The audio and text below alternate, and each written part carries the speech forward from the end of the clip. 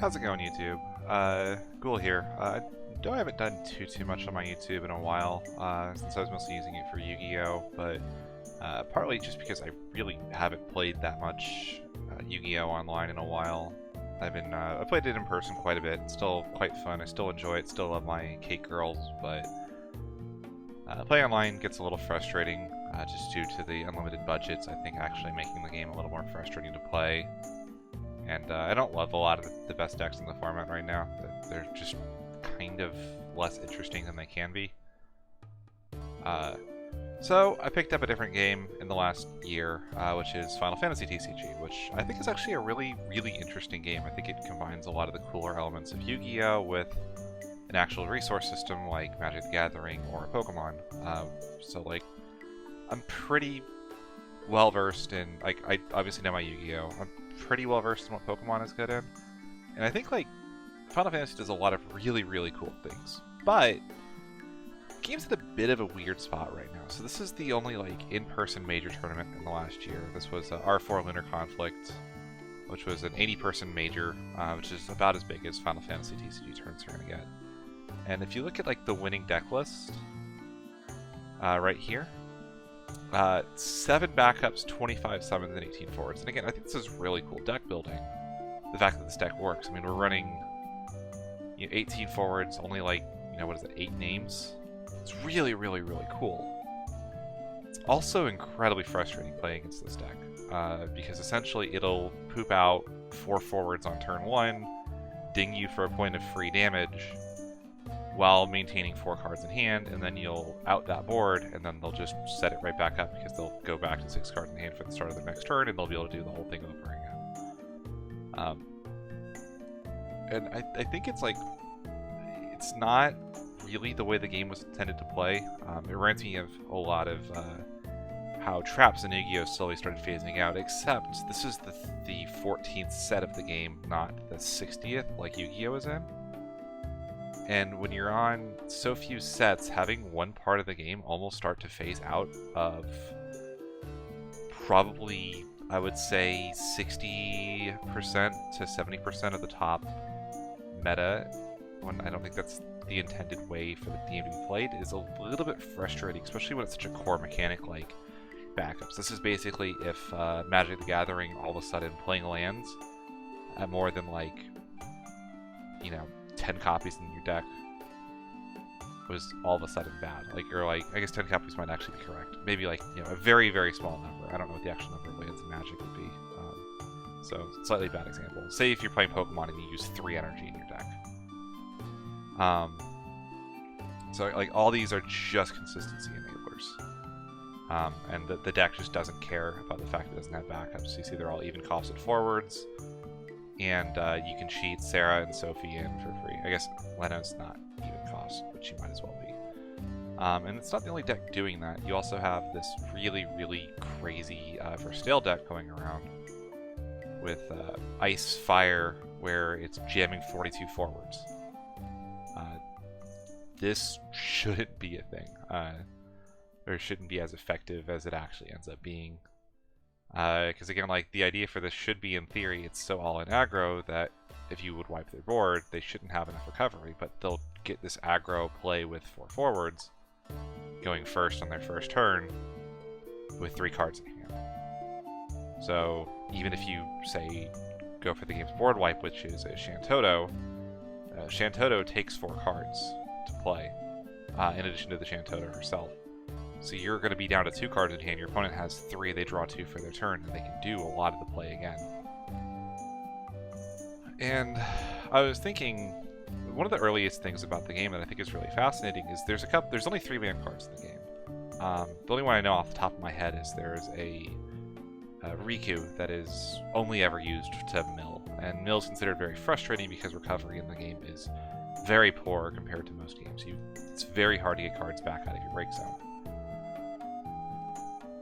And the reason that I've heard said for why they don't like banning cards in the game is because these are characters. They're not, you're not banning, a spell card or, a monster or whatever else. These are characters that are some of the most iconic, recognizable names of all time. Like, this is Cloud. Like, this is the most recognizable video game character of all time, right? Well, I guess maybe Mario, but like, regardless, the most recognizable JRPG character. And like, these are very beloved characters. Like, you don't want to ban a Sephiroth. Like, Sephiroth is one of the coolest characters of all time. You don't want to ban a, you know. So I want, but like, I think the format needs something to stabilize it. So I actually think going to a very similar Forbidden and Limited list to what they do in YuGiOh would be a really interesting way to try to like give decks a significant weakness. And I do think that if you said, hey, Ghoul, what would you do if you're given charge of the format? What cards would you put in each place? So, unfortunately, I do have to ban 3 cards, I think. I will try to put everything else on my list to 1, and I'll have a reasoning for why. But I have 3 cards that I think you would have to ban for the health of the game. And I don't like doing it, but there's just not a better way to do it. So the main reason, and I'll go over the first one, I think Stern Leonis cannot exist in the game. I think this card is absolutely nuts in every way, and I think the problem with putting him to 1 is most decks only play him at 1 anyway, or they might play him at 2, but like, you put him to 1, every deck that plays him at 1 or 2 plays him at 1, and it changes nothing, right? You could just run a Dark Searcher if you really, really wanted to get to him, which I think is fair, but the inherent downsides of Darks make it where you don't want to run them at 2 or 3 most of the time anyway. So you have to either put him at 0 or you put him at 3. And I don't think this card can exist safely in the game, just due to the mechanics of what he ends up doing with the Break Zone. The First Dale deck just ends up filling the graveyard with forwards, and you'll have 12 forwards, and you just can't play into that. There's just no way to do it. On the same note, Neo X Death, I think this card had the potential to be one of the coolest cards in the game. But I think it just floodgates too many decks out of the game entirely. I think Shinryu is similarly strong, but I think Shinryu can be played around. I think Neo X Death just requires an out in all situations, and even if he does, he usually takes something on the way out with him. So this card just scares me too much, especially with the Mobius Wall. I think the Mobius Wall is okay if Neo X Death doesn't exist. The big problem is just if you get Neo X Death, Mobius Wall, and I think it just kind of ends the game on the spot. So I will say that, like, if you put me in charge of this card, what I would change for it, I'd make it a 4 cost and make its effect double-sided, where during your end phase you have to put a character you control into the break zone too. I don't think it fully fixes the card, but I think it means that you have to play him in a specific deck as opposed to just being a generic turn 1, play this, floodgate your opponent, give yourself time to scale option. Pretty simple. The last card I think needs to be banned for the health of the game, and I hate to see this card go, because it's actually one of my favorite cards in the game, but I think Althea is too good for the game, to be totally honest. She's like an Opus 19 backup that was printed in Opus 12. She's protection, recursion, recovery, reactivation. She's basically a free card. And I think now with Bismarck, there's a version of Althea that exists now that your opponent can play around. And the problem with putting Althea to 1 is that you can run her at 1. You can run her at 1 with 3 North Stalin, and you'll have access to Althea most of the time.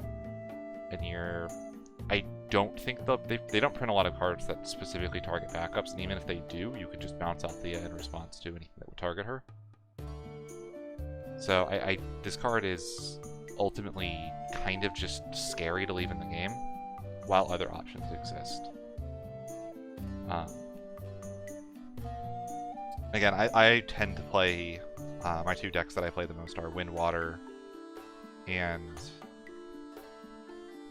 Wind Earth, both of which she's an integral part of, but I don't think this card can exist in the game long term. I think she will eventually be designated for whatever ban list ends up being made, which is unfortunate, but I think in general, I think those 3 push the game to a spot where it can be salvaged. Not salvaged, but like, 'cause again, the game isn't like in the worst spot, but I do think people find it frustrating to play. But I think this would remove at least a bare minimum of the frustration if you go with one other change, which is the introduction of a limited list. So for those who don't know how Yu-Gi-Oh works, you have 4 statuses a card can be at. It can be unlimited, meaning you can play 3 copies in your deck. It can be banned, meaning you can play no copies of it in your deck. It can be limited, meaning you can play 1 copy, and semi-limited, meaning you can play 2. Generally, semi-limits aren't something you see very often in Yu-Gi-Oh! They tend to only go for specific cards that refer to other copies of themselves. I think it's a little fair to go semi-limited. There's one card I would put on the semi-limited list in this, and that is Verstale.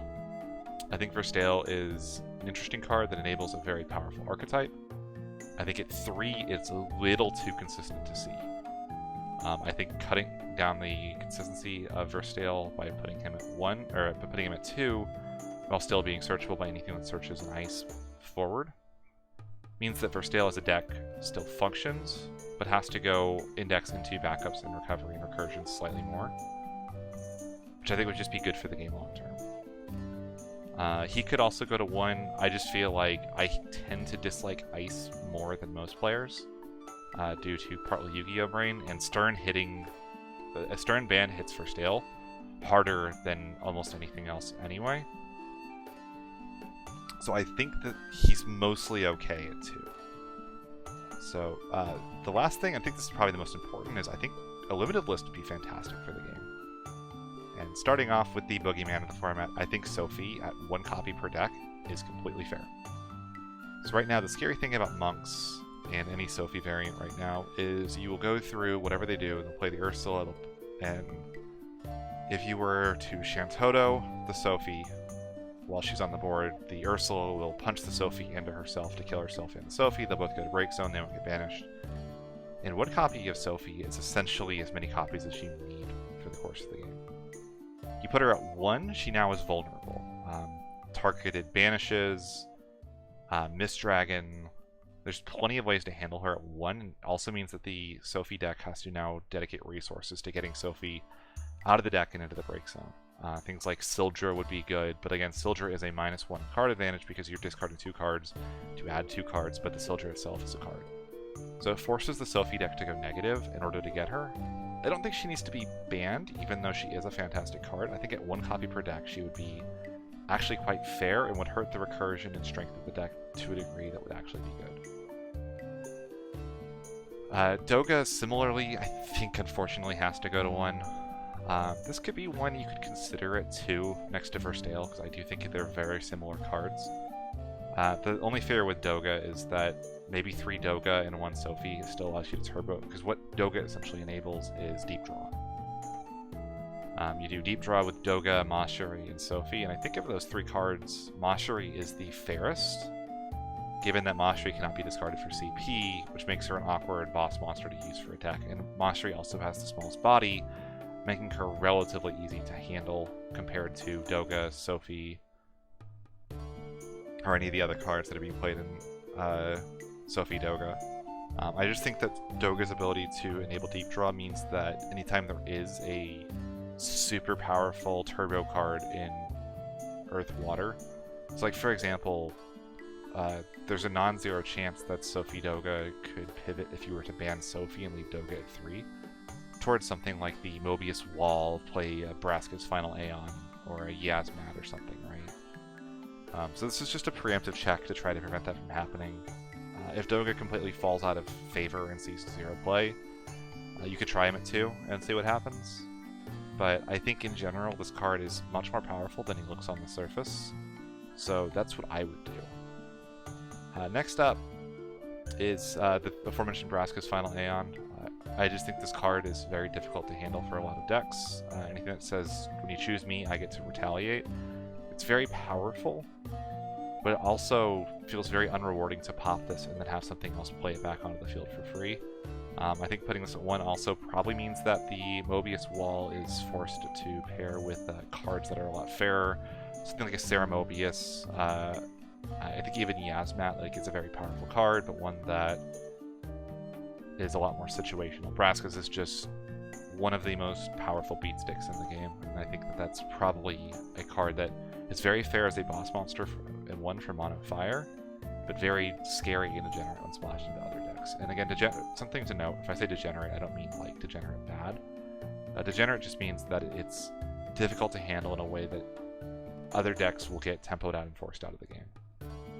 Lastly, I have 3 hits that are a little tricky. Again, I don't really like Ice's playstyle. I think the one Ice card that I think is like absolutely brilliant is Gentiana. I think Gentiana should be the cornerstone of Ice, and she kind of isn't. Like, she's a very powerful card and a good card, but she's not the one that currently defines Ice. So I think El Cid needs to go to 1. This card, I think dual element cards are actually fairest when they're 3 or 2 costed. When they're 4 costed like this, you can just discard and play it at cost, as long as you have a lightning and an ice card in your hand. And El Cid ends up being just ridiculous advantage when he's played. He can cheat in a lot of other very powerful forwards, hard cards that are extremely difficult to deal with, and cards that will just essentially win the game on the spot. I think this card might be okay at 3, but I think if you put him at 3, you'd have to ban Zeramis. And I don't want to ban any cards, and I don't want to like remove people's favorite cards from the game. I think, like, for example, like the Zeramis is extremely powerful. I don't think it should have been printed, but the Amano art is fantastic, and I don't want to see an Amano art card get banned, as silly as that sounds. So I would put the Zeramis to 1, I'd put the El Cid at 1, and I would put Renoa, the Opus 6 legend, at 1. And, you know, this is another like weird hit to Ice, but to me Renoa doesn't feel like an Ice card. The main thing Renoa is she allows you to loop extremely powerful cards like your El Cid or something like your Kadages or anything that has a very powerful entry effect for 4 CP. I've seen this loop a Celtius or a Verstale to refill hands for free, and at 1, like, you can deal with it. And the nice thing about putting these at 1 is it gives the deck a choke point as well. So like if you see the El Cid come down, a player that has an Amaterasu can hit the El Cid, stop the El Cid, and you know that the Zeramis isn't going to follow it up. So I think that's probably what I would do to do that. And it's a lot of hits to Ice, and that's probably too much. That might just kill the deck outright. Maybe you can put El Cid to 3 if Zeramis is at 1 and Renoa is at 1. But just a personal thing, I don't really like the deck. I don't think it's particularly fun or fair to play against because of the way it attacks backups, which is kind of the one thing that most decks in the game can't do. A couple other cards that I would have on my radar. I think White Tiger Lassie Nimbus is a fair card when he's played properly. Let me just pull him up.